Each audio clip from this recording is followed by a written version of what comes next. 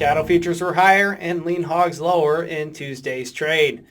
At the close, December live cattle futures $2.40 higher to settle at 186.57. February futures, which are now the most actively traded contract in terms of trade volume, tacked on $2.02 to settle at 188 even.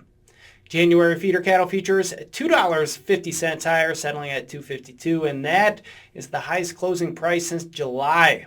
November feeders expire this week and go off the board at the index price, which has been cited by many analysts as the reason for this week's strong and decisive upward movement. On the snout side, December lean hogs 47 cents lower to settle at 79.55, and now the most actively traded February contract 40 cents lower to settling at 82.87.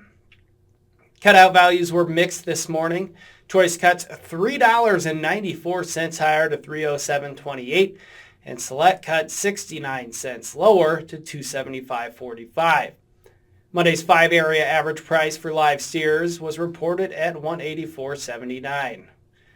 Monday's slaughter, that came in at 118,000 head. That's 9,000 less than the same day last year, but 6,000 more than last week.